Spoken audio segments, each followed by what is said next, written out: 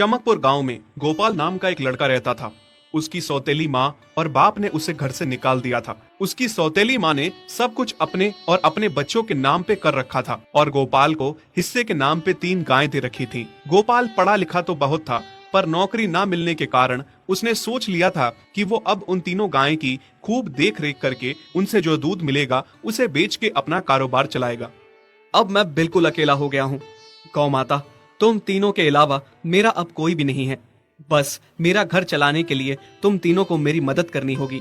तीनों गायें बहुत ही हट्टी कट्टी और जवान थीं और रिश्ते में भी एक दूसरे की बहनें लगती थीं। चंपा, चमेली और मैना। मैना सबसे बड़ी और समझदार गाय थी।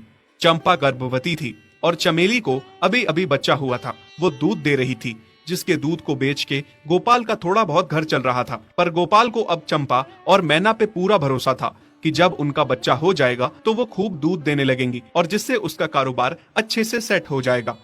देखा चमेली बहन, हमारे मालिक को कितनी उम्मीदें हैं हम तीनों से। हाँ चंपा, सुना मैंने, मालिक ने हमसे कितनी सारी उम्मीदें लगा रखी हैं।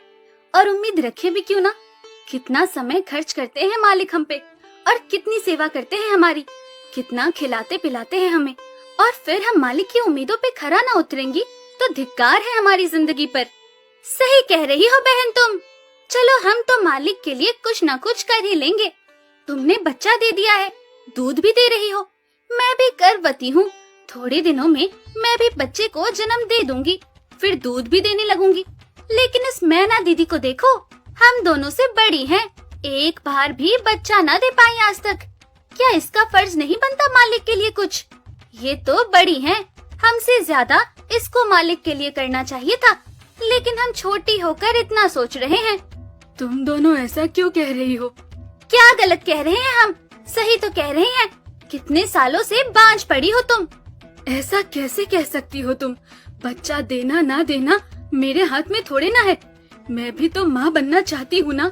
मैं भी चाहती हूँ कि दूध दूँ और मालिक को मेरे दूध से कुछ फायदा हो। अरे तुम क्या बच्चा दोगी जो इतने सालों से नहीं दे पाई? तुम ये ख्वाब लेना बंद करो कि तुम बच्चा दोगी और तुम्हारे दूध से मालिक को कोई फायदा होगा। दोनों छोटी बहनें बड़ी बहन मैना की बेबसी का मजाक उड़ाती हैं और उस पे हंसती हैं। इस बात से मैना बहुत दुखी होती है और रोती है कि उसी की बहनें उसको दिलासा देने की बजाय उसे ताने मार रही हैं, उसका मजाक उड़ा रही हैं। फिर एक दिन गोपाल का पड़ोसी उससे कहता है, अरे गोपाल, तुम्हारी 2 गायें तो ठीक है, एक गाय का क्या है? उससे तुम्हें कोई फायदा नहीं है, बेच क्यों नहीं देते उसे? अरे नहीं नहीं भाई साहब, बेचना क्यों उसे? अभी बच्चा नहीं दे रही तो क्या पता कल वो बच्चा दे दे। कोई भी काम जल्दबाजी में नहीं करना चाहिए। अरे नहीं गोपाल, मेरे कहने का ये मतलब था कि तुम्हें अपना कारोबार जल्द खड़ा करने की जरूरत है, क्योंकि तुम्हारे घर वालों ने तुम्हारे साथ जो कुछ भी किया वो बहुत गलत था। अब तुम्हें जो भी करना है अकेले ही करना है। आगे शादी भी तो करनी है तुम्हें, उसके लिए भी खूब पैसा कमाना पड़ेगा। जब तुम्हारी सारी गायें दूध देंगी तभी तो कारोबार अच्छा चलेगा ना। हाँ, बात तो तुम सही कह रहे हो भाई। मेरी मानो तो तुम अपनी गायों को क्रॉस करवा के देख लो, शायद उससे बच्चा हो जाए। हाँ, ये सुझाव तुमने सही दिया, मैं कल ही ऐसा कर लेता हूँ। सुना तुमने मैना बहन मालिक की बातों को? कितना परेशान है मालिक तुम्हारी वजह से, पर तुम्हें तो कोई बात कह ही नहीं सकते। झट से बुरा जो मान जाती हो तुम। मैना ये सब सुन के बहुत दुखी होती है, पर करती भी क्या, उसके हाथ में कुछ नहीं था। गोपाल ने मैना को क्रॉस करवा के भी देखा, पर उसका भी कोई फायदा नहीं हुआ। गोपाल, जो सुझाव मैंने तुम्हें दिया था, क्या वो तुमने आजमाया? हाँ भाई, वो भी करके देख लिया, पर उसका भी कोई असर ना हुआ। ये गाय किसी काम की नहीं है गोपाल, मेरी मानो तो इसे बेच दो।